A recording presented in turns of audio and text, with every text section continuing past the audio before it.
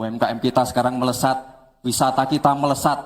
Kemarin waktu Idul Fitri, kunjungan wisatawan ke Solo melebihi Jogja. Kunjungan wisatawan ke Solo melebihi Jogja. Akibat pakai SKS sistem kebut semalam, Gibran sedang membohongi publik bahwa wisatawan Solo lebih banyak dari wisatawan Jogja.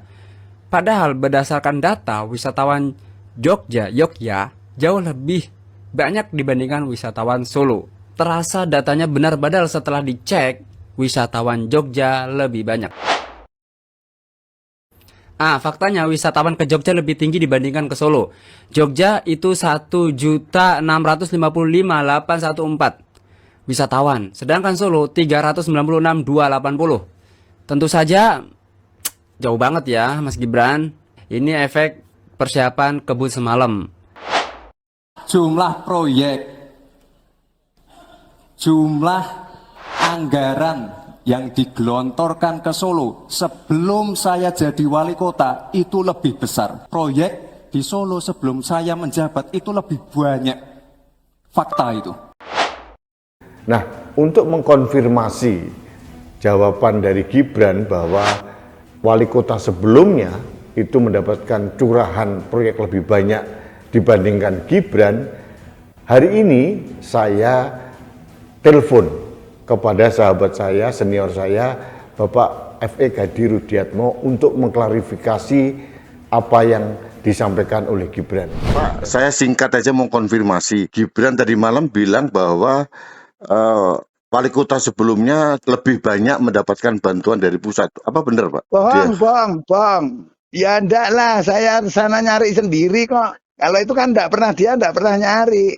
Banyak sekarang loh, Pak. Kok dia mengatakan dia lebih banyak, kok yakin kenapa ya?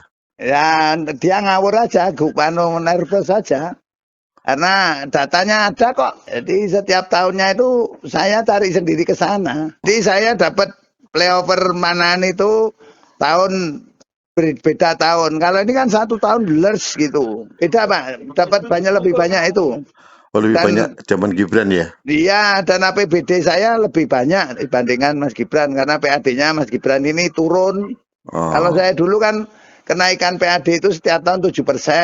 Kalau Mas Gibran ini hanya 5% aja enggak tercapai.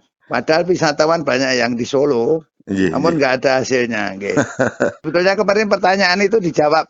Ya tipnya ya karena anak presiden itu malah rampung Jani. Nah, ya.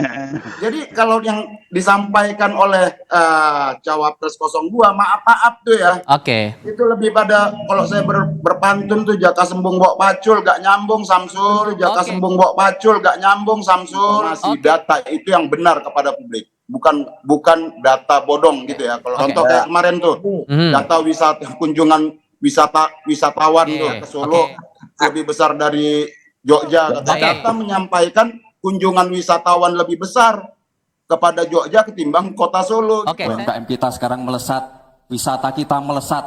Kemarin waktu Idul Fitri, kunjungan wisatawan ke Solo melebihi Jogja. Kunjungan wisatawan ke Solo melebihi Jogja. Akibat pakai SKS sistem kebut semalam, Gibran sedang membohongi publik bahwa wisatawan Solo lebih banyak dari wisatawan Jogja.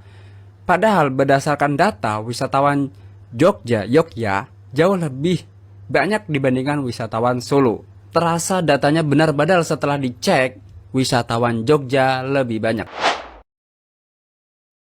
Faktanya wisatawan ke Jogja lebih tinggi dibandingkan ke Solo.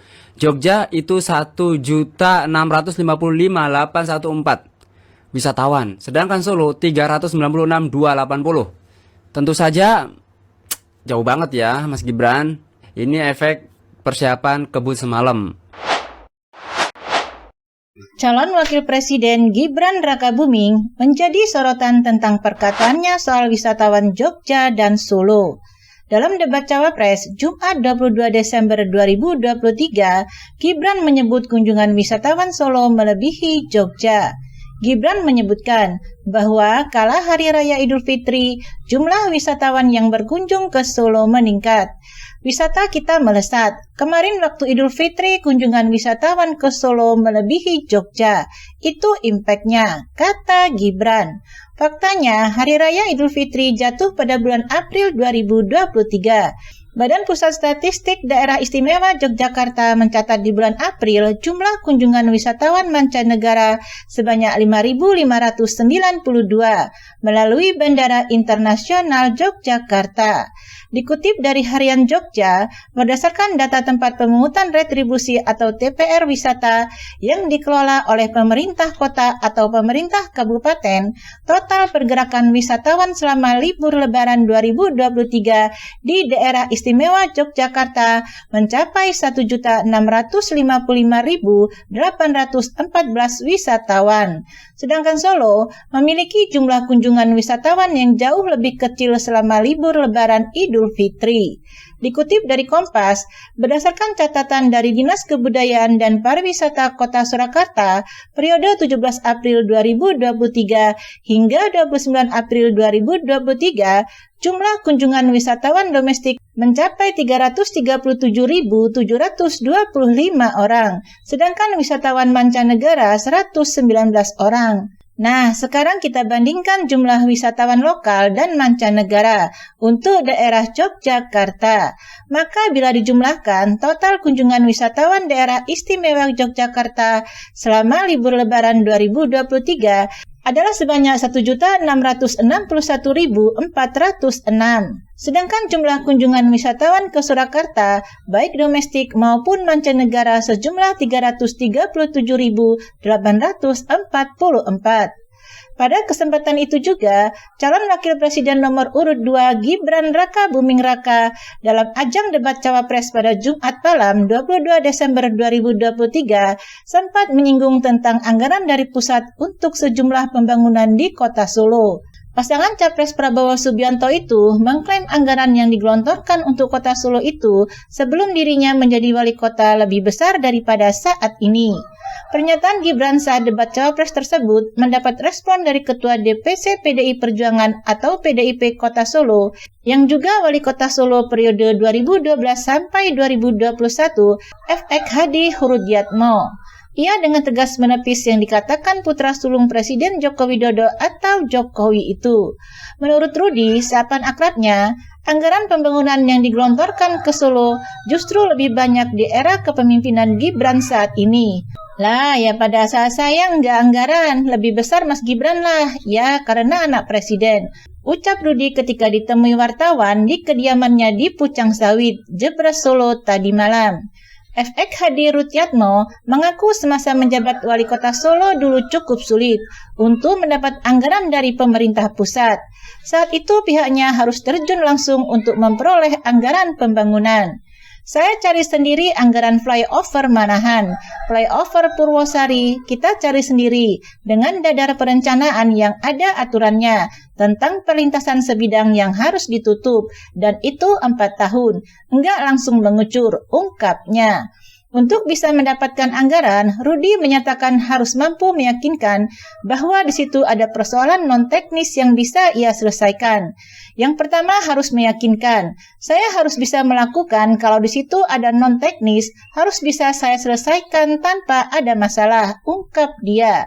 Rudi mengatakan harus meyakini bahwa pemerintah memiliki anggaran. Ia mencontohkan untuk program rehab rumah tak layak huni atau RTLH yang diajukan pemerintah kota atau Pemkot Solo ke Kementerian PUPR.